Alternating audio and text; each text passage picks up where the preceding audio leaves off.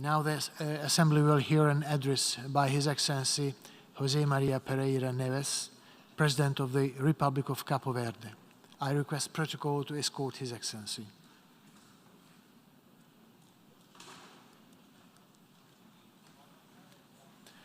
On behalf of the General Assembly, I have the honor to welcome His Excellency José María Pereira Neves,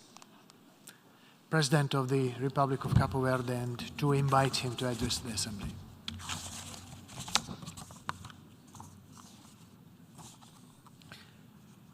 Excelências,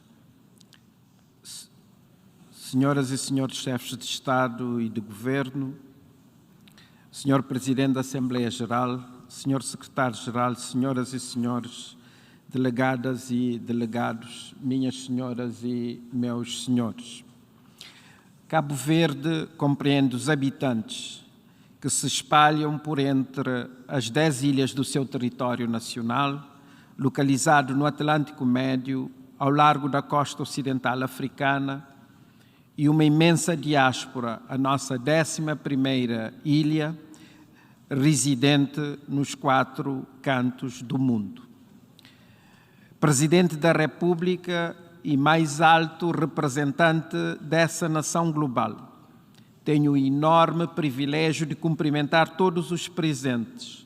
e da tribuna desta augusta Assembleia entregar as mantenhas, saudações na língua materna de Cabo Verde,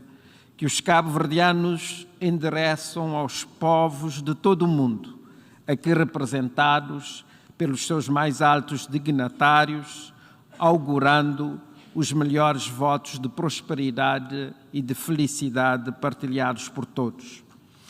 Aguardamos com esperança a realização da Cimeira do Futuro em 2023, tal como previsto na proposta do Secretário-Geral de a nossa Agenda Comum, para que, efetivamente, ajude a forjar um novo consenso global sobre como deve ser o nosso futuro e o que podemos fazer hoje para assegurá-lo. Com essa perspectiva, Cabo Verde reitera perante esta Assembleia o seu firme propósito de continuar a ser um membro ativo e útil do sistema das Nações Unidas, agindo e articulando a sua ação em 4 grandes frentes, indo do particular ao geral, assumir plenamente a sua responsabilidade no quadro da governança nacional, valorizar a sua especificidade e crescer a partir da sua condição de pequeno Estado insular em desenvolvimento, ser um porta-voz no quadro da diversidade e dos desígnios da África, o continente ao qual pertence e, enfim, continuar a ser um champion do multilateralismo para o avanço das causas de progresso e bem-estar da humanidade. Na sua caminhada, os pequenos Estados insulares em desenvolvimento enfrentam limitações estruturais como o afastamento e isolamento geográficos, a pequena dimensão econômica, a dependência de importações e custos elevados, por um lado, e de exportações de serviços concentrados setorialmente, por outro, que os expõem com maior frequência e intensidade e que os tornam vulneráveis aos impactos de choques externos, climáticos, econômicos ou de outra natureza, como pandemias e conflitos geopolíticos. O meu país, Cabo Verde, por exemplo, nos últimos 15 anos, entre 2007 e 2022, sofreu o impacto econômico e social de múltiplas crises. A crise econômica e financeira de 2007 e 2008, no preciso momento da nossa graduação do grupo dos PMA, a pandemia da Covid-19, que provocou uma recessão em 2020 de 14,6%, o processo inflacionista em curso, assim como nos últimos 5 anos, uma das maiores e mais graves secas da sua história recente. Mas, como os demais pequenos Estados insulares em desenvolvimento, Cabo Verde tem a ambição de se tornar num pequeno Estado insular desenvolvido. Para que isso aconteça, terá que progressivamente superar as suas vulnerabilidades e aumentar as suas resiliências, sendo, para tanto, imperativo poder contar com a solidariedade externa em matéria de financiamento e endividamento sustentáveis, sempre num processo e numa lógica de diminuição paulatina da necessidade de apoio externo. Não sendo nova esta narrativa, é, porém, urgente que possa ser implementada, pois que a menos de 8 anos da meta da Agenda 2030, todos os ponteiros mostram que os indicadores não estão no ritmo desejável para a realização, nessa data, dos Objetivos de Desenvolvimento Sustentável. Ela é também premente, porque a menos de 2 anos da realização em 2024 da 4ª Conferência dos Pequenos Estados Insulares em Desenvolvimento, é de todo legítimo e expectável que esta possa tomar uma decisão transformadora sobre os melhores indicadores de avaliação e sobre as modalidades de políticas que melhor apoiarão os pequenos Estados insulares em desenvolvimento a cumprir as metas do Samoa Pathway. Cabo Verde já apresentou a sua candidatura para acolher em 2023 a reunião preparatória da região dos pequenos estados insulares dos oceanos Atlântico e Índico e do sul do Mar da China, a que pertence, assim como está preparado para acompanhar e apoiar todo o processo até a conclusão da Conferência Geral em 2024. É, pois, nesse contexto de emergência,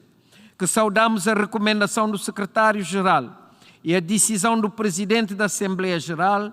em instituir um painel de peritos de alto nível das Nações Unidas para conduzir os trabalhos, incluindo a finalização e uso de um índice multidimensional de vulnerabilidade, e auguramos uma conclusão satisfatória dos trabalhos desse painel e, sobretudo, que a Assembleia Geral possa adotar a sua proposta de índice multidimensional de vulnerabilidade e que este seja aceito e utilizado de forma consensual, tanto dentro como fora das Nações Unidas. Afinal, nós, os pequenos Estados insulares em desenvolvimento, queremos também libertar-nos da dependência do apoio externo, que passará necessariamente pela redução das nossas vulnerabilidades, ao mesmo tempo que estamos conscientes do dever de fazer o nosso trabalho de casa, de ser competitivos e resilientes e de conseguir um crescimento inclusivo e ambientalmente sustentável. Desde 2015, o património cultural e natural, material e imaterial de África tem sido celebrado em todo o mundo para conscientizar e sensibilizar sobre a importância da sua preservação. Foi assim que a União Africana propôs como tema para o ano 2021 Artes, Cultura e Património, alavanca para construir a África que queremos. Porém, neste domínio continuam a existir preocupações quanto às urgências e às medidas a serem tomadas. Enquanto Presidente da República, proponho-me, contando com os meus pares africanos, investir na preservação do património natural e cultural de toda a África e refletir sobre como promover a justiça climática e a equidade em África e para a África. Trata-se de procurar chegar a um consenso sobre uma noção mais flexível e menos abstrata de equidade climática, que coloca no centro do debate público e global as responsabilidades comuns, mas diferenciadas, e criar uma plataforma comum para a África com vista à transferência de responsabilidades numa base intergeracional. Nesta oportunidade, não posso deixar de referir-me ao movimento mundial de candidatura da criolização e das culturas crioulas a património mundial, pelo qual aceitei ser padrinho e porta-voz, não fosse Cabo Verde a primeira sociedade crioula do mundo. Esta é uma iniciativa liderada pela sociedade civil, que pretende que os países crioulos possam se posicionar a uma só voz sobre o seu património imaterial, promovendo a paz, a amizade entre os povos e a cooperação para o desenvolvimento, com base nos valores que a criolização trouxe para a civilização. Um novo ethos assente na tolerância, na diversidade e na fusão de culturas. Assim, apelamos a um forte apoio e engajamento político de personalidades de países crioulos e dos respectivos chefes de Estado. A adoção da Agenda 2030 e dos seus Objetivos de Desenvolvimento Sustentável foi um momento alto do multilateralismo, sendo que a sua implementação e realização progressivas deveriam continuar a beneficiar do impulso de um multilateralismo cada vez mais renovado, revigorado e ancorado no sistema das Nações Unidas. Tal não tem acontecido ao nível desejado, nas várias frentes onde, infelizmente, permanecem desafios globais, ao mesmo tempo que têm surgido crises que se têm constituído em autênticos obstáculos ao progresso, pondo em perigo o almejado revigoramento do multilateralismo, adaptado e preparado para lidar com a dimensão e complexidade dos novos desafios. Nesse contexto, Cabo Verde defende um multilateralismo efetivo, inclusivo, preventivo, dissuasivo e cooperativo, que possa estabelecer um novo acordo global entre Estados, assim como uma nova governança global do sistema internacional. Um multilateralismo que apela a menos confrontação entre blocos e a mais cooperação entre Estados-membros na construção e na entrega de bens públicos globais para todos, quais sejam a paz e segurança, os direitos humanos e o desenvolvimento sustentável. Enfim, o multilateralismo útil, proporcionador de um contexto internacional apaziguado, que abra as portas para países como Cabo Verde, a mais financiamento externo e a mais e melhor integração nas cadeias de valores regionais e mundiais. Para terminar, auguro frutíferas deliberações durante a 77ª sessão da Assembleia Geral e que os resultados das mesmas possam pavimentar o caminho e preparar as cimeiras do futuro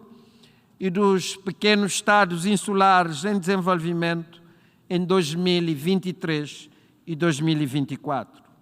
O futuro reside em cada dia que temos à nossa frente, mas também nas soluções que tomamos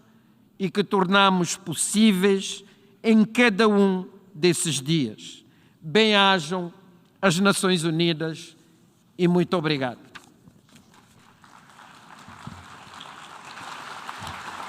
On behalf of the Assembly, I wish to thank the President of the Republic of Cabo Verde for the statement just made, and I request protocol to escort His Excellency. The Assembly will hear now an address by His Majesty